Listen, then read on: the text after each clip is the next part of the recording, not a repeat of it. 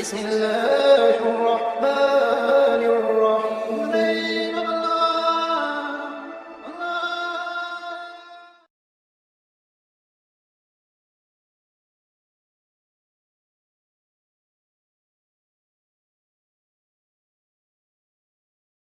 ناظرین و سامعین، اچھے اوصاف کسی کی میراث نہیں۔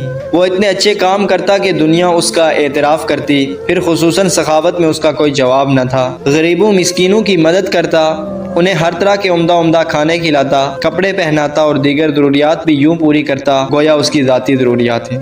لوگ اسے انتہائی قدر و منزلت کی نگاہ سے دیکھتے تھے، تاہم ان اچھی عادتوں نے جہاں اس کو لوگوں میں محبوب بنا دیا تھا، وہیں کچھ لوگ اس سے جلن کرتے اور حسد کا شکار بھی ہو رہے تھے۔ حد تو یہ ہوئی کہ بادشاہ تک اس سے حسد کرنے لگا۔ بادشاہ نے سوچا کہ میں فلاح و بہبود کے چاہے جتنے کام بھی کر لوں، جب تک یہ بندہ ہے اس کی دریا دلی، سخاوت اور فیاضی کا مقابلہ نہیں کر سکتا۔ چنانچہ بادشاہ نے ایک نہایت بھیانک پروگرام بنایا۔ بادشاہ نے سوچا کہ اس کو راستے سے ہٹانے کا صرف ایک ہی طریقہ باقی رہ گیا تھا کہ اسے قتل کر دیا جائے۔ اس ناپاک منصوبے پر عمل درآمد کے لیے اس نے کرائے کے قاتل کی خدمات حاصل کی۔ یہ قاتل اپنی صفاکی میں مشہور تھا۔ بادشاہ نے اسے منہ مانگا معاوضہ دیا اور اسے قتل کرنے کا ہدف دیا۔ اس خونی سودے کے بعد اس قاتل نے اپنے ترکش کو تیروں سے بھرا، تلوار کی دھار تیز کی اور فوراً سے اس علاقے کی طرف روانہ ہو گیا جہاں وہ نیک شخص رہتا تھا۔ وہاں اس کی ملاقات ایک بہت ہی خوش گفتار، خوش کردار اور خوش اخلاق ایک ایسے شخص سے ہوئی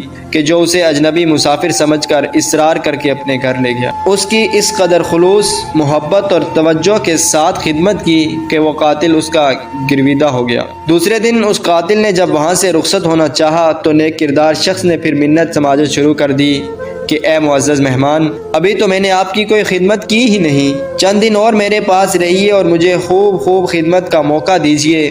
کرائے کا قاتل تو اس فرشتہ صفت انسان سے پہلے ہی بہت متاثر تھا، جس نے بغیر کسی رشتے ناتے اور بغیر کسی لالچ کے اس کی اس قدر خدمت کی تھی۔ اس بات کے بعد تو وہ قاتل مزید متاثر ہوا اور حد درجے تعظیم و تکریم کے ساتھ بولا، میں آپ کی مہمان نوازی اور خوش اخلاقی کا اس قدر قائل ہو گیا ہوں کہ میں خود چاہتا ہوں کہ کچھ اور وقت آپ کے پاس رہوں، لیکن ایک انتہائی ضروری کام درپیش ہے، اس لیے میرا رکنا محال ہے۔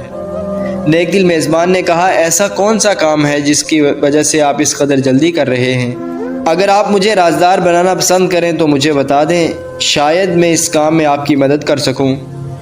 کرائے کے قاتل نے میزبان کی یہ پرخلوص پیشکش سن کر کہا، دراصل کام یہ ہے کہ میرے بادشاہ نے مجھے حاتم طائی کو قتل کرنے کے لیے منہ مانگا انعام دینے کا وعدہ کر کے یہاں بھیجا ہے۔ میں اس کا سر کاٹ کر بادشاہ کے پاس لے جانا چاہتا ہوں، مگر میرا مسئلہ یہ ہے کہ میں نے آج تک حاتم طائی کو نہیں دیکھا۔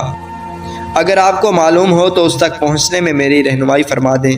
میزبان مسکرایا اور آگے بڑھ کر سر جھکا کر کہنے لگا، آپ بسط کے شوق میرا سر ابھی اور اسی وقت کاٹ لیں اور بادشاہ کے پاس لے جائیں۔ اگر آپ نے یہ کام اب نہ کیا تو ہو سکتا ہے لوگ پھر آپ کو ایسا نہ کرنے دیں اور نقصان پہنچائیں۔ کرائے کے قاتل کو حیرت کا ایک زوردار جھٹکا لگا اور اس نے حیران و پریشان ہو کر کہا، ارے بھائی، کیا کہتے ہو؟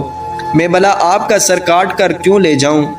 مجھے تو حاتم طائی کا سر کاٹنا ہے۔ آپ تو انتہائی قابل صد احترام اور لائق تعظیم و تکریم ہیں، میں بھلا آپ جیسے فرشتہ صفت کے ساتھ ایسی گستاخی کیسے کر سکتا ہوں؟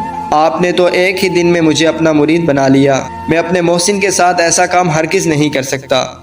میزبان نے کہا، اے اجنبی مسافر، تجھے معلوم نہیں کہ میں کون ہوں؟ میں خود ہی بتا دیتا ہوں، دراصل میں ہی حاتم طائی ہوں۔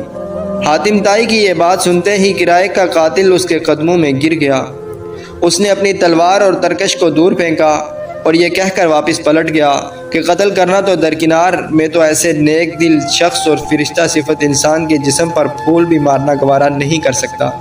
پھر وہ قاتل حاتم طائی کے پاس سے سیدھا بادشاہ کے پاس پہنچا اور اسے سارا واقعہ سنایا، جسے سن کر بادشاہ کی آنکھیں آنسوں سے تر ہو گئی اور اس کے دل سے حسد اور بغض جاتا رہا، اور اس نے صاف اعتراف کیا کہ حاتم طائی واقعی اس کا حقدار ہے کہ خلق خدا اس کی تعریف کرے۔